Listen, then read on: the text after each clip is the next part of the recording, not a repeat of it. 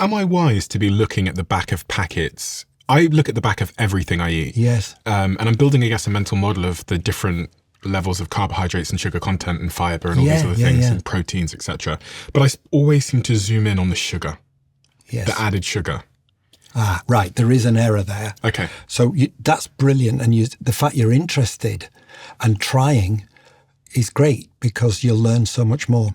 Because, of course, the sugar is one thing, but you must also look at the carbohydrate, the carbohydrate content. Now, this is done differently in the United States from here, confusingly.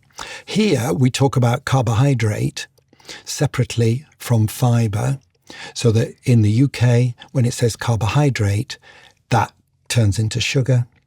In the States, you've got the carbohydrate including fiber, so it makes it more complicated for you because you need to know how much of that carbohydrate are you going to absorb. Well, let's go back to the 3 macronutrients. So you should be interested in protein, how much you want to be a muscly kind of guy, so you want your protein. The carbohydrate, well, why do you need that? I'm wondering. And then fats, well, you might need those for fat-soluble vitamins. So those are the 3 things so that you become more sophisticated. And if things have a lot of preservatives, if they have an awful lot of ingredients, I'm immediately suspicious.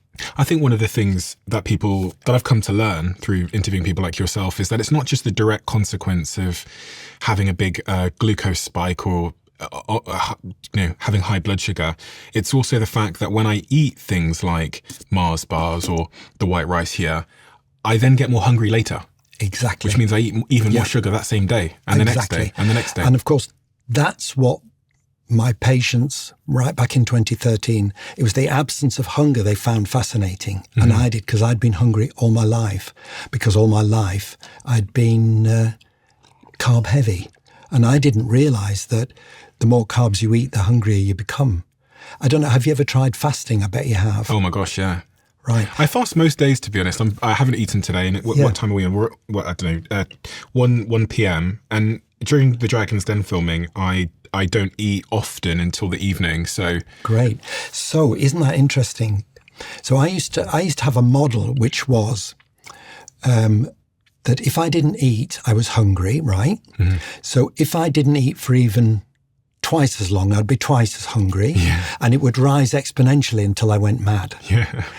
And what's surprising that you must have found is as you fast, you don't become more hungry, do you? Yeah, that's crazy. Well, isn't that interesting? Mm. That actually the more I eat, the hungrier I become. Same with when I'm on keto. Pardon? When I'm on keto. Yeah. I can't believe it's like hunger just vanishes. And the other thing, the remarkable thing I love, what are those cinnamon roll things? I love those cinnamon rolls, usually. I love them. And when I started doing the ketogenic diet, which is very, very, very low carb, I remember walking up to this cinnamon roll concession stand in Cape Town and looking at them, and they were doing nothing to my brain. There was no temptation, no craving. Great? I've had that. It's like, where's the craving? It's like a superpower. Yeah. Honestly, I've had that with Christmas cake. It was my kryptonite. It was the kind of thing I was sneaking down when they'd all gone to bed and having more. And then one day you can look at it and you think it's not actually food. Your brain, that isn't food. Yeah, exactly. And I'm the same with buns as well.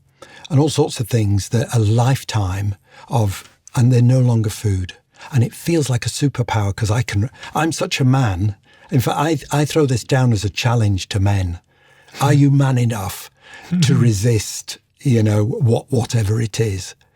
Let's do a challenge. Come back in a week and tell me you've not had any biscuits. It works. It works. What do you think of the ketogenic diet? Wow, that's a big question, isn't it? And don't you think we need to begin with what you want? So I think we need to begin with your goals and hope. So are you wanting to lose weight? Are you wanting to sort out type 2 diabetes? Or, Dr. Georgia Reed is a close friend, and nutritional psychiatry is really growing. And there's Ian Campbell in Edinburgh University is doing some amazing work with bipolar disorder and other things. So why are you doing it? That's my first thing, because I see it as there is a spectrum of carbohydrate that you're on. So I try and find out, where are you now? And approximately where are you now? And then I'd say, well, could you give up bread or reduce it? And then I'd say, let's measure whatever parameter we want, which might be blood work or weight or whatever. Then we say, how are you doing? Are you happy now? Is it? Or would you like to go a bit lower? And what I've discovered with my patients over 13 years is they tend to go lower over time, because when they experiment, when they go keto, what they like is the brain thing. Oh gosh, yeah. And that's right. Yeah. So I would say to you now, because I'm interested, why would you go keto? What are you after? So I'm going to put the brain thing at the top of the list, which is just the clarity of thought. Obviously, in my job, I have to sit here with very smart people like you, and I have to talk sometimes for 3-4 hours, whatever it might be. But also, I'm on television a lot now, and I'm speaking. Cameras, 9 cameras rolling, BBC One, and I've got to think of something smart to say to this entrepreneur stood in front of me that's pitching to me. And then also I'm in meetings, I'll leave this conversation now and I'll go straight downstairs and I'll have 2 hours of straight meetings about very, very complicated things, about buying companies. I'll be meeting founders, interviewing people. And what I've noticed profoundly, because so much of my job centers on speaking and articulation, is there is this wild, wild, wild variance that I hate. And what I mean by that is some days I'm on it, and some days I am almost embarrassed by my inability to string a sentence together. Today, I'm almost testing myself now by trying to speak really, really fast and seeing if my brain is connected to my mouth. That's actually like what I do. I try and see if it flows out. Today I'm okay. But there are days where I'm stumbling over myself, and I go, "What's causing this? What's the causal factor, and how do I prevent this?" So that's one. Keto. When I'm in keto, I always sound like Busta Rhymes. It always just, it's always working. And then I'd say the aesthetic stuff, because I want to look good as well, especially for, my fiance. So I want to be in shape. I want to be, and then I'd say the third is being strong. And then the fourth is I want to live long. Exactly. I want to have a long health span, not just a long lifespan, but I want to be able to do things as I age. So you see, that's exactly what I began this meeting with. You've got a clear idea about your preferred future, and it's fairly specific too. And the more specific you are, the more likely you are to be successful. And then you're noticing. Then afterwards comes the feedback. Do you think most people even have thought about this? No. I was just thinking about my listeners, and I was thinking, they're listening right now. I wonder if they have written down their top 4. Yeah. So what I'd love to do now is tell you something about my wife's work, because it relates to changing behavior fast, and that she won't mind. So that we're back to Jen now, clever woman.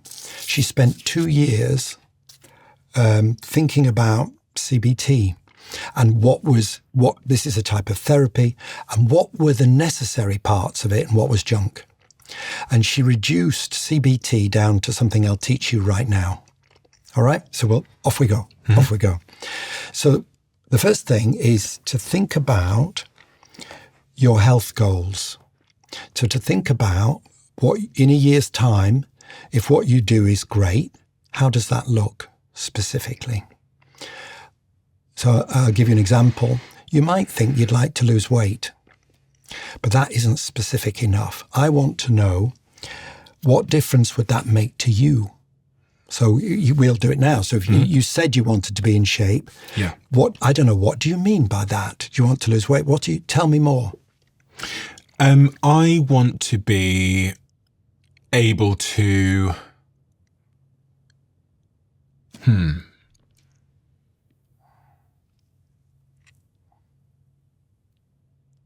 what I'm really, I think, scared of, I'm just going to be completely honest, is I'm scared of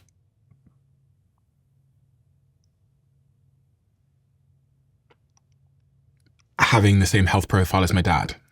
Ah, right. Yes. Because I've seen, we have the same, we have a lot of the same genetic profile. Yes. So I think a lot of us look at our parents and go, is that my future? Yes. Yeah. And to make it even more specific, I remember walking down some stairs. I've said this once before, but I remember walking down some stairs in Bali, long, steep set of stairs down to go white water rafting with my fiance. Yeah. And I remember as I walked down those stairs, recalling that my dad can't walk up a single flight of stairs without problems.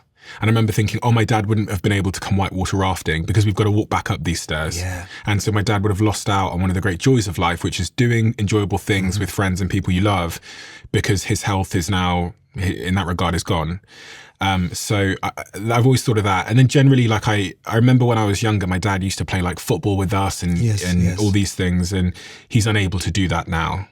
And so and because I've done this podcast so many times with health experts, I realized that the decisions I make at 30, which is where I am now, exist on this really interesting, quite predictable curve of inevitable decline. However, not like inevitable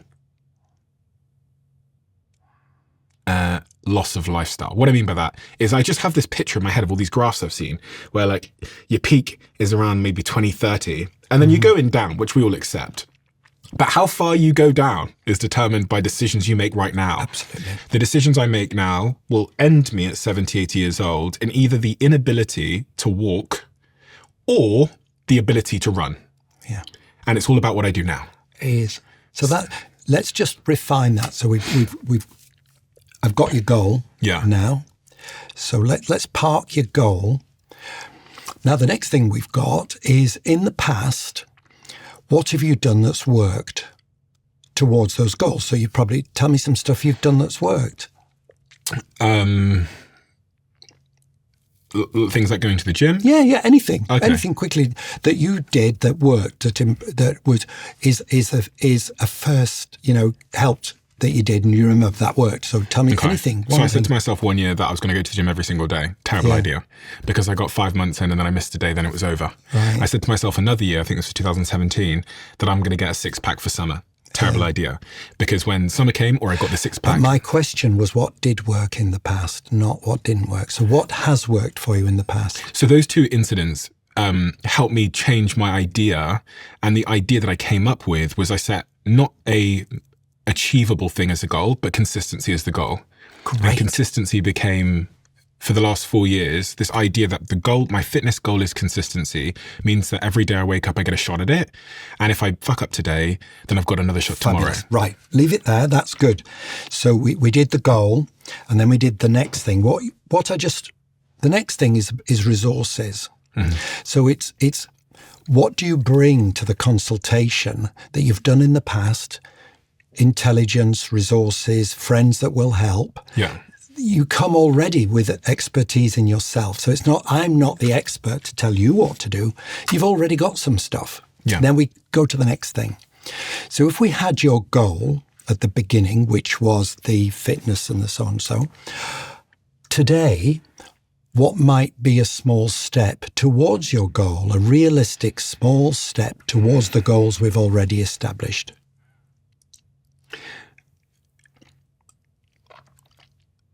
So I can think of two. Good. One of them is creating a social pact, which again was one of the things that helped. So we made a WhatsApp group. This is quite funny. We made a WhatsApp group. We put 10 friends in it, and we made a simple rule. Whoever's the least consistent every month is evicted, and we invite a new friend in. Wow. We've done that for 4 years. I've not been evicted in 4 years, which means that I'm doing enough, I'm consistent enough over those 4 years to not be evicted. Every day when we work out, it puts our workouts into the group chat. Yes. And every week and every month, there's a winner. And there's this league table, and you get these little emoji medals. And there's actually, I won 1 year, so I've got this physical massive gold belt on my bookshelf at home. It says Fitness Blockchain World Champion. Brilliant. So I've done that for 4 years. So a social pack really helped me, the sort of accountability to others. Yeah. And the other honestly was just, as I said a second ago, when I set the goal of going to the gym every single day, I set myself up for failure. Now, I set myself the goal of consistency, which means that I can have bad days where I do 20 minutes or 15 minutes. Yesterday, because I was finished Dragon's Den late, drove down to London, got home at 1 a.m., I did 18 minutes. Yeah. And reducing the size of success really helped me to keep my feeling of momentum. Brilliant. We're nearly at the end of your degree in psychology. Okay. And I'm going to pull it together. The final thing is, when things, what would you notice for you when things are going well? What would you notice? So you've done some of these things. What is it you actually notice? As in the benefit to me? Yes, yeah. What do you notice? So if tomorrow is a really good day, what might you notice at the end of it? Because you've much experience in this now. What would you notice? I mean, the first thing that comes to mind is just how I feel. Yes. I just feel... Do you mean emotionally or energetically? All of it.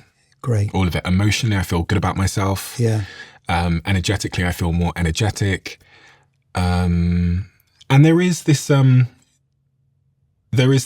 element of identity in there where I have an opinion of myself and who I think I am, and I think I'm a healthy person, and I think I'm someone that's in control. And when I'm not performing the consistent behaviors that I want to, I think I start to question that identity in a way that causes a lot of discomfort, and say, well, you're not in control of your own life. Like, how that's crazy. So I think it links into self-esteem. Yeah. It really. So what we've just did, we had the goals, G. Yeah. Then we had your resources, R. Yeah. Then we had increments. What things had you done, little things on the way? And then finally, I invited you to notice and reflect. And that spells Grin. And that's Jen's published Grin model. I just did it for you right there. And I could do it faster than that. I do it in nearly every surgery I do. Because what I'm trying to do is find out about you. Mm-hmm. And you didn't find out much about me in that process, did you? No. But I found out a lot of really useful stuff to you, and it's motivational. And much better to do that than me tell you what to do. And I'm not a talking leaflet, but motivation, this is what Jen has taught me, is key in everything we do. And the Grin model isn't bad. Clever woman. So what do we do with the Grin model? And so this is really helping me figure out how to change my behavior? Like, yes. How does one apply it? Or are you saying that everyone listening now should answer those 4 questions themselves? Yes, I do. Because otherwise, it's possible to spend a lot of time blaming yourself. Mm-hmm. And particularly around if we're discussing weight problems and so on, you can spend a lot of time saying, I'm to blame, or I wish, or I shouldn't have. That, after Christmas, everybody feels like this. But what is much better, rather than focusing, you're wasting energy if you start thinking about guilt and negative stuff. And what Jen's trying to do is getting you to engage in thinking about a better future. And what the whole of that 5 minutes was, engaging you in first of all, the goal of a better future, then some resources towards your better future, then the first steps towards the better future, and then noticing what's good. Mm-hmm. Because I think in medicine, what we've done, how do you get a doctor's attention? You get a doctor's attention by saying, oh, it's so bad. It's so bad. My pain is so bad. And I realized I had trained my patients to think that moaning was how, they got my attention. And if you do that, the result is a very miserable 2-hour surgery. But if you can talk, even people having a terrible time have got hope if you can find it. They have goals if you can discuss them. And you could have somebody with a drug addiction or, I see people, dying people, also every clinic I'm seeing sad stuff. But if you can also investigate hopes and good stuff, as a doctor, I'm so much more energetic, so much more hopeful. I'm having a great time. And I wasn't when I was 55. That's the process. I bet there's so many people listening now that maybe they, because they listen to this show and they've got the sort of basics, they go, do you know what? I understand this stuff and I'm making good progress, but I live with or love someone who I'm scared they're going down a slippery slope. Yes. And I don't know what to do.